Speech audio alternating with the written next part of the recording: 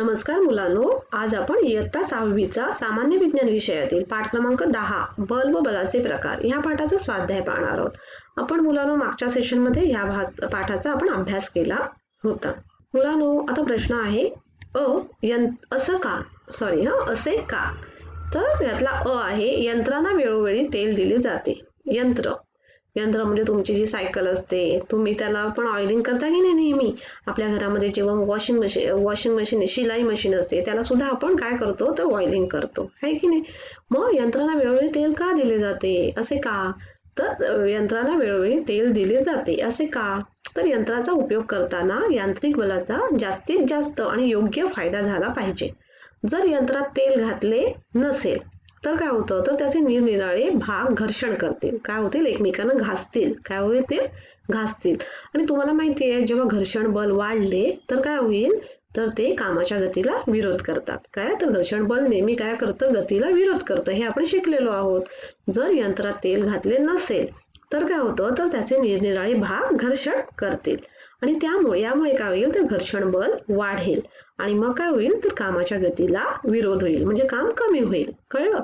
मग असे होऊ नये म्हणून यंत्रांना वेळोवेळी तेल दिले जाते की त्या यंत्राच्या भागाचे घर्षण होऊ नये म्हणून काय तर यंत्रांना वेळोवेळी तेल दिले जाते. समजलं. पुढचा प्रश्न काय मुलांनो तर आहे वर फेकलेली वस्तू उंचावरून जाऊन खाली येते. आपण कधी पण तुम्ही पाहिलं ना बॉल जेव्हा वर फेकतो तो वर आकाशात जातो का तर नाही, तो काय होतो तो खालीच येतो की नाही खाली. मग असं का बरं तर वर फेकलेली वस्तू उंचावर जाऊन खाली येते असं का होतं. तर त्याचं उत्तर असं आहे की स्नायू बलाचा वापर करून वर फेकलेल्या वस्तूची गती कमी होऊन शून्यावर येते. तसेच पृथ्वीवरून वर फेकलेली प्रत्येक गोष्ट गुरुत्वीय बलामुळे खालच्या दिशेने खेचली जाते. पृथ्वीच्या गुरुत्वीय बलाने पृथ्वी काय करते सर्व वस्तू आपल्याकडे खेचून घेते, हे तर माहिती आहे आपल्याला. म्हणून काय तर पृथ्वीवरून वर फेकलेली प्रत्येक गोष्ट गुरुत्वीय बलामुळे खालच्या दिशेने खेचली जाते.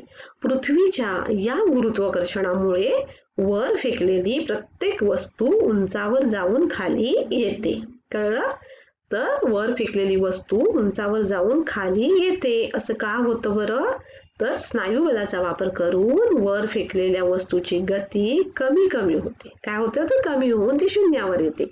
आणि तसेच काय होतं तर पृथ्वीवर वर फेकलेली प्रत्येक गोष्ट गुरुत्वीय बलामुळे पृथ्वी काय घेतं तर ती स्वतःकडे खेचून घेते. म्हणजेच काय पृथ्वीच्या या गुरुत्वाकर्षणामुळे वर फेकलेली प्रत्येक वस्तू उंचावर जाऊन खाली येते. समजलं. वर फेकलेली वस्तू उंचावर जाऊन खाली काय येते ती कळलं. आता पुढचा प्रश्न आहे मुलांनो, तुम्ही कॅरम खेळता की नाही.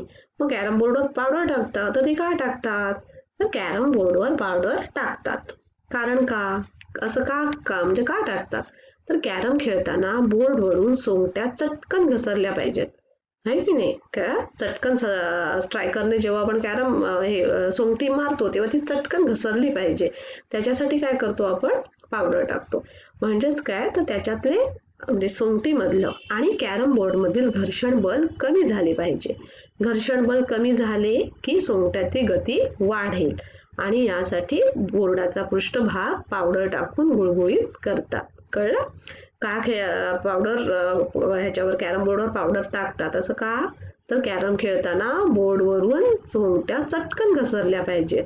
म्हणजेच काय तर सोंगट्या आणि कॅरम यांच्यामध्ये घर्षण बल कमी झालं पाहिजे आणि घर्षण बल कमी झालं की मग सोंगट्यांची गती वाढेल. पण जर घर्षण बल कमी झालं नाही तर सोंगट्यांची गती काय होतं वाढते की नाही.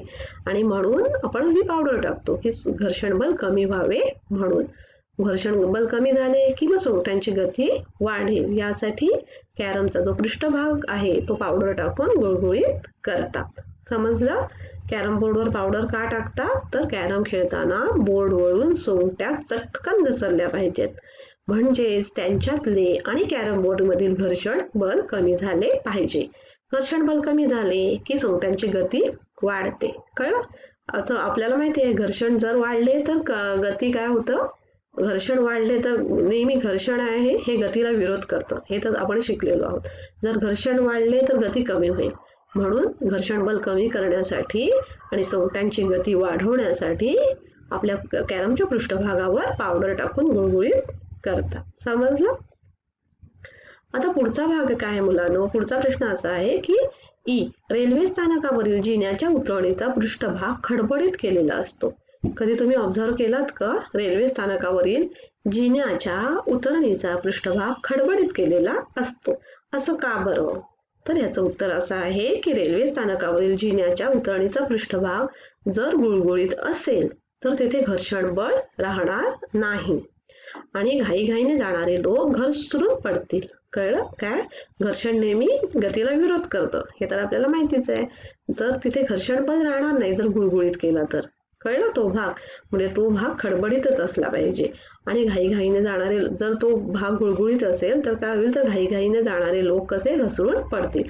असे होऊ नये व लोकांना सुरक्षितपणे चालता यावे यासाठी उतरणीचा पृष्ठभाग खडबडीत करून तेथील घर्षण बल लावलेले असते. कळलं का? रेल्वे स्थानकावरील जिन्याच्या उतरणीचा पृष्ठभाग खडबडीत केलेला असतो. असं का? तर रेल्वे स्थानकावरील जिन्याच्या उतरणीचा पृष्ठभाग जर गुळगुळीत असेल तर तिथे घर्षण बल राहणार नाही आणि घाईघाईने जाणारे लोक घसरून पडतील. असे होऊ नये व लोकांना सुरक्षितपणे चालता यावे यासाठी उतरणीचा पृष्ठभाग खडबडीत करून तेथील घर्षण बल लावलेले असते. समजलं मुलांनो? आता पुढचा प्रश्न आहे, आमच्यातील वेगळेपणा काय? काय? तर आमच्यातील वेगळेपणा काय? कोणाकोणाच्यातील वेगळेपणा?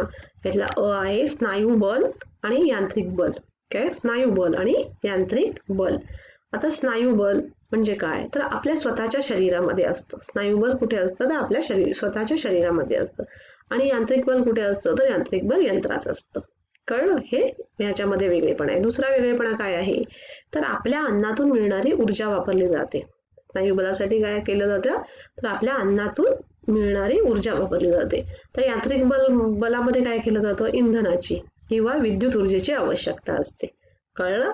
स्नायू बलामध्ये काय? म्हणजे स्नायू बल आपल्या स्वतःच्या शरीरामध्ये असतं आणि यांत्रिक बल यंत्रामध्ये असतं. स्नायू बलाला ऊर्जा कुठून मिळते? तर आपल्या अन्नातून मिळते.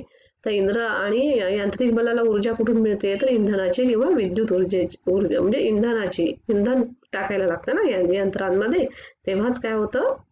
इंधनाची किंवा विद्युत ऊर्जेची आवश्यकता यांत्रिक बलाला लागते. कळलं? आता घर्षण बल आणि गुरुत्वीय बल यांच्यामध्ये काय वेगळेपणा आहे ते पाहूया आपण. आता घर्षण बळ म्हणजे काय? तर दोन भिन्न पृष्ठभागामध्ये निर्माण होते. कुठले? तर दोन भिन्न पृष्ठभागामध्ये घर्षण बल निर्माण होते. गुरुत्वीय बलमध्ये काय? तर पृथ्वीच्या पृष्ठभागापासून निर्माण होऊन पृथ्वीवरच्या प्रत्येक वस्तूवर क्रिया करते.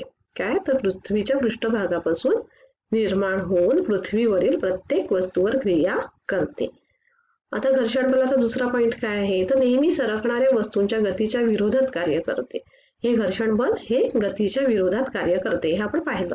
आता गुरुत्वीय बल काय बोलते? तर गुरुत्वीय बला यामुळे पडणाऱ्या वस्तूच्या गतीत नेहमी वाढ होत जाते.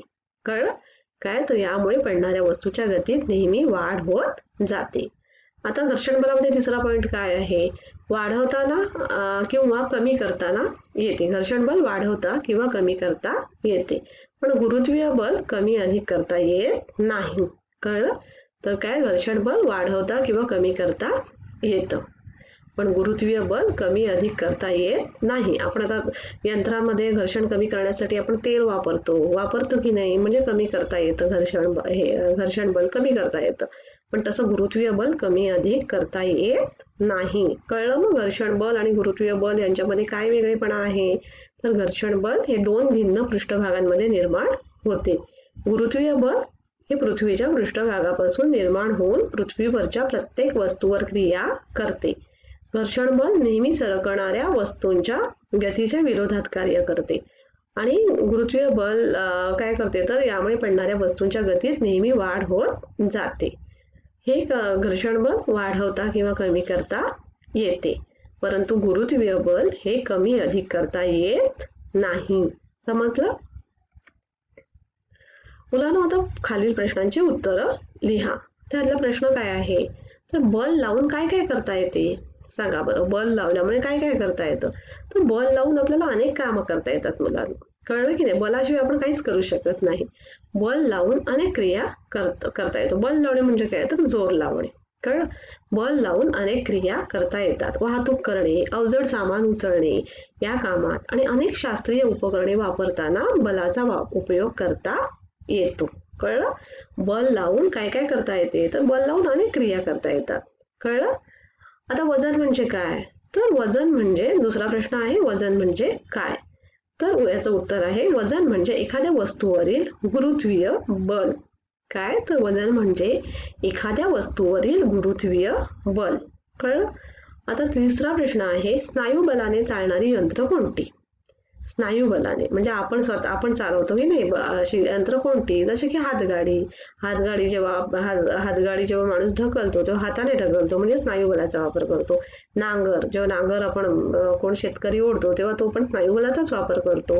होडींचे वल्हे, बैलगाडी, घोडागाडी हे सगळे स्नायू बलाने चालणारी यंत्रे आहेत. कळलं? तुम्हाला वजन म्हणजे काय तर वजन म्हणजे एखाद्या वस्तूवरील गुरुत्वीय बल. कळलं? स्नायू बलाने चालणारी यंत्र कोणती आहेत जसे की हातगाडी, नांगर, होडीचे वल्हे, बैलगाडी, घोडागाडी इत्यादी. तर मुलांनो आज आपण काय पाहिलं तर बल आणि बलाचे प्रकार या पाठाचा आपण आज स्वाध्याय पाहिला. धन्यवाद.